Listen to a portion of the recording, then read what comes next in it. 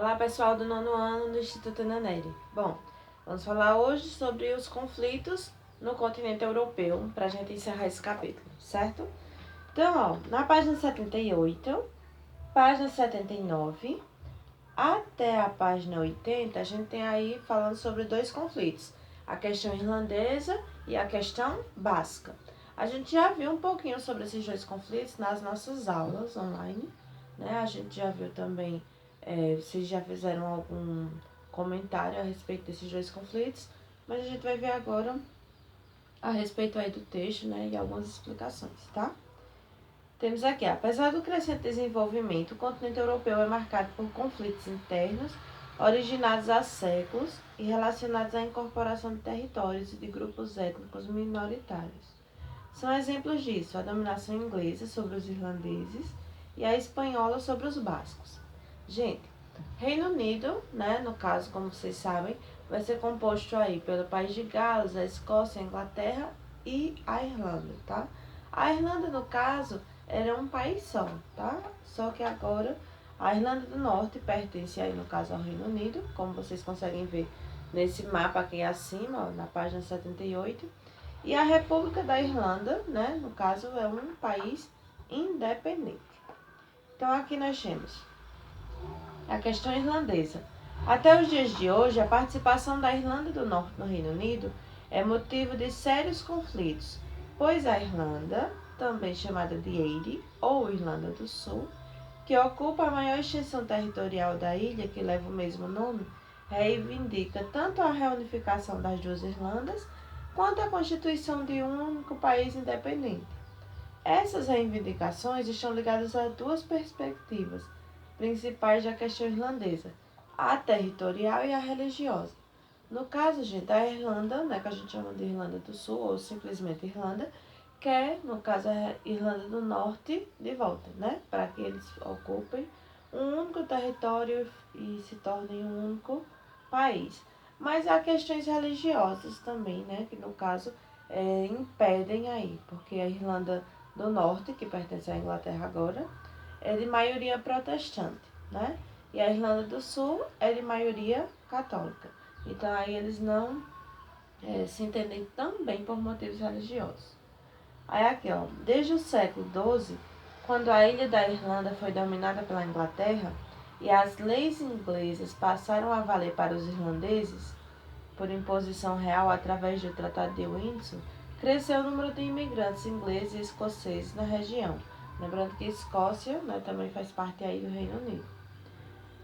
No contexto da crise feudal e da formação da monarquia nacional, os reis sabiam que quanto maior fosse a conquista de territórios, maior seria o seu poder. A imposição desse poder absoluto foi posteriormente acompanhada pela imposição de uma nova religião, quando em 1534 o rei Henrique VIII rompeu com a Igreja Católica e se tornou o chefe da Igreja Anglicana. Igreja Anglicana, gente, é de raiz protestante, certo? Aí um dos principais alicerces do governo absolutista, reconhecido pelo parlamento como igreja oficial do Estado, isso desagradou a maior parte dos irlandeses, fortemente identificados com a doutrina católica, já fragilizada pela reforma protestante, que ocorria na época.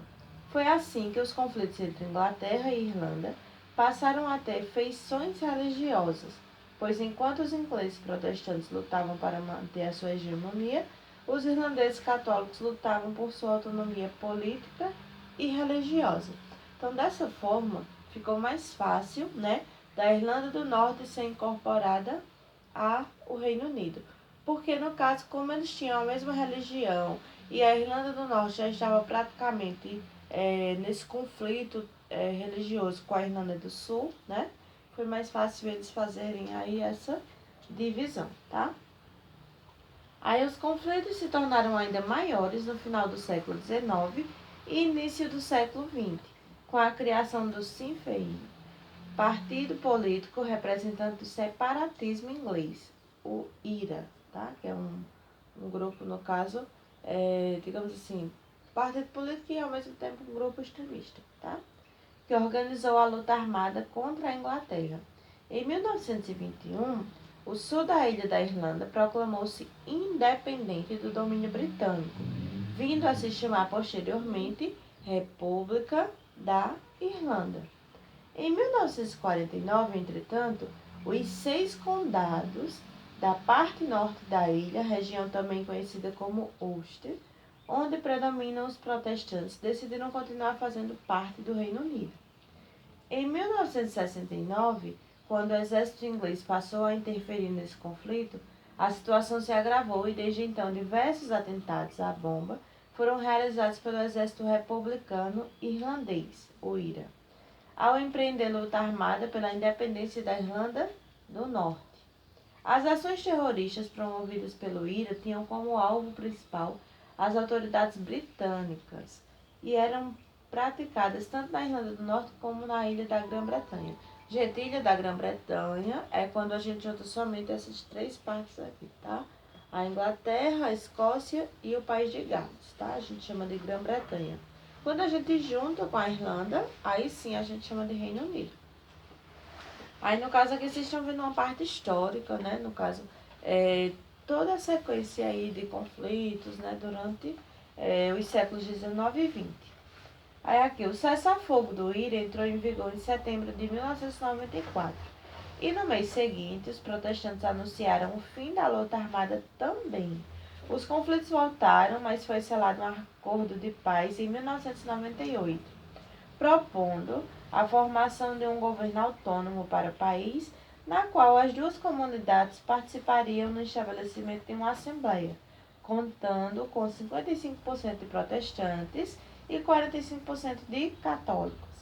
A Assembleia da Irlanda do Norte começou a funcionar em dezembro de 2000.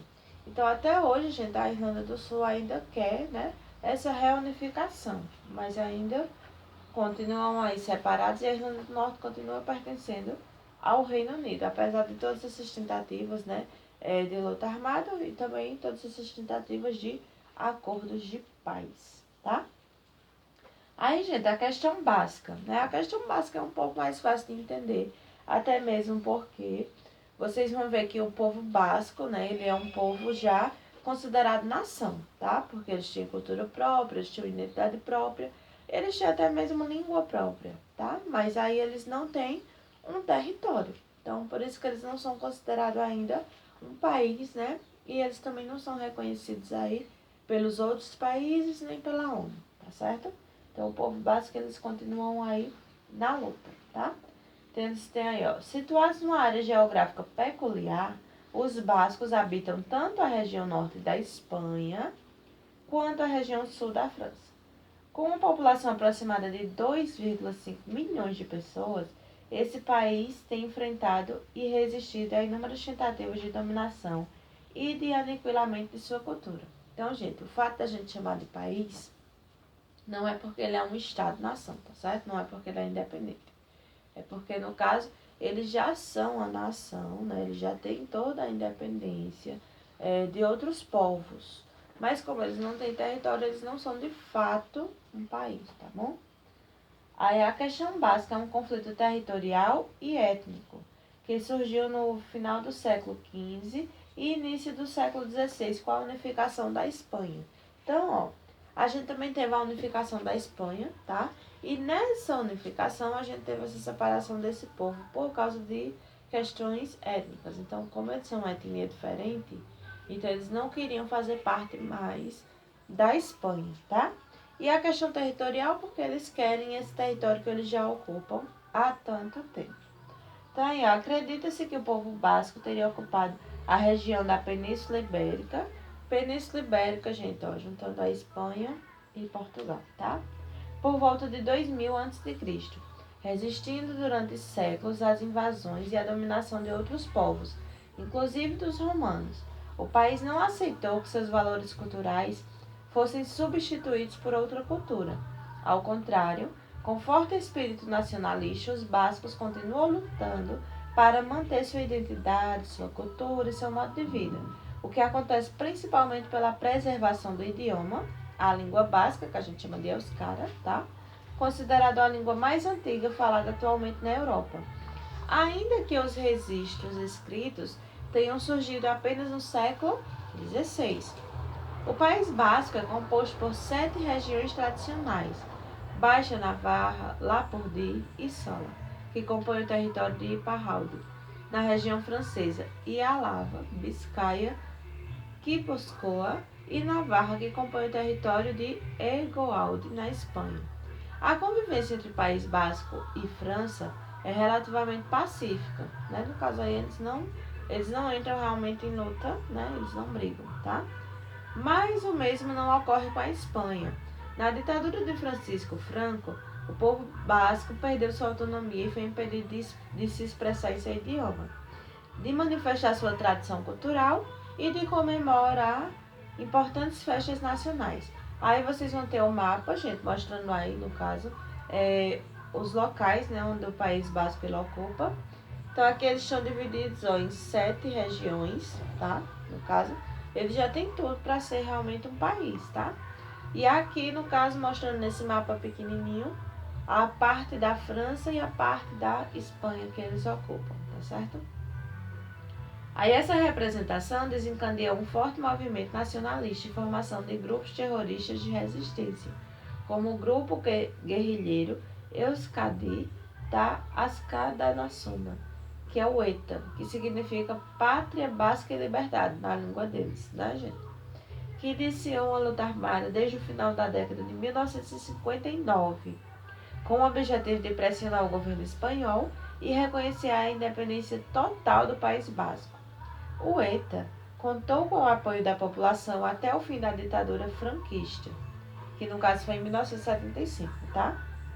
Quando o povo basco reconquistou parte de sua autonomia através da criação de uma região autônoma do País Basco, com parlamento e sistema de impostos próprios. Como eu tinha falado para vocês nas aulas online, eles já têm realmente toda uma legislação, né? Eles já têm tudo para ser um país. Só que essa legislação, gente, não é reconhecida aí pelos outros países, tá? E a ONU ela também não reconhece. A ONU reconhece o País Basco como um povo independente, mas não reconhece como país porque eles não têm território. Aí a autonomia reconquistada, o elevado desenvolvimento econômico do país e a aversão ao terrorismo fizeram com que a maioria do povo basco, mesmo buscando sua independência e sua constituição como Estado soberano, diminuísse o apoio à organização terrorista.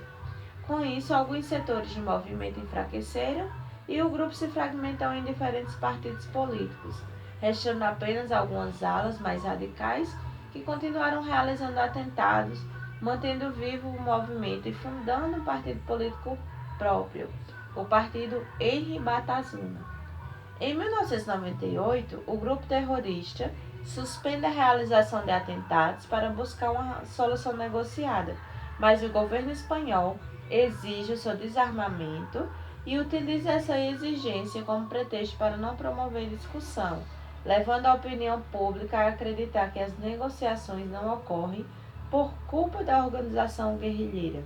O ETA é resistente ao desarmamento por entender que isso enfraquecerá o movimento de luta pela independência do País Basco, reivindicação histórica, e, segundo os nacionalistas radicais, a única via de desenvolvimento social, econômico e cultural do povo basco. Vale ressaltar, inclusive, que mesmo não sendo independente, a denominação de país se deve à suficiente autonomia que esse povo adquiriu. Como eu falei agora há pouco, eles têm autonomia, têm tudo para ser país, só não tem o território. Esse grupo ETA, gente, no caso, ele começou aí a enfrentar, né, o povo espanhol, porque no caso com a França é mais pacífico, embora a França não ceda também o território, né? Mas aí, no caso, o grupo ETA entrou em conflito com o próprio povo basco, né, que isso deu origem aí a novos partidos, mas o povo basco continua, digamos assim, lutando pela reivindicação, embora o grupo ETA, né, seja mais resistente, porque no caso eles são um grupo armado, é considerado um grupo guerrilheiro, então eles não se rendem, né, eles não se desarmam, porque no caso eles acreditam que dessa forma o povo espanhol vai invadir e vai expulsar eles, né, desse local. Então, continuando aí o último parágrafo. Apesar dos posicionamentos radicais, o ETA enviou uma declaração em vídeo em 2006, anunciando a renúncia ao movimento armado e o cessar-fogo na região. No entanto, as ações terroristas se mantêm e demonstram que esse cessar-fogo não ocorreu. No caso, foi uma decisão aí, no caso, tentando, né, ser pacífica, mas de verdade, né, eles não aderiram, tá? Eles tentaram demonstrar que ia ter um cessar-fogo e tentar, assim, ter a paz, né, realmente com a Espanha, mas isso não ocorreu de fato. Aí a sobrevivência dessas ações tem sido garantida pela juventude basca, adolescentes entre 12 e 16 anos, que aceita e justifica a violência dos ataques. Um exemplo disso ocorreu em 30 de julho de 2009, quando um carro-bomba atingiu a casa-quartel da Casa Civil de Burgos, onde se encontravam 114 pessoas, dentre as quais 41 crianças. O atentado não teve aviso prévio e a quantidade de carga explosiva utilizada demonstra que pretendiam cometer uma verdadeira chacina. Felizmente, apesar dos danos aos quartéis e aos edifícios próximos, não houve mortes, mas apenas alguns feridos, que foi cerca de 50 pessoas, tá certo? Então, gente, ó, tensões separatistas na Bélgica e a gente tem essa questão do movimento separatista na Catalunha, a gente vai estar vendo na nossa aula, tá bom? Então, esse movimento separatista na Catalunha, eu pedi para vocês fazerem a atividade, e as tensões separatistas na Bélgica, junto com esse atentado aí de Bruxelas, né, que está em destaque, que a gente também vai ver, a gente vê na nossa aula online, tá certo? Então, bons estudos.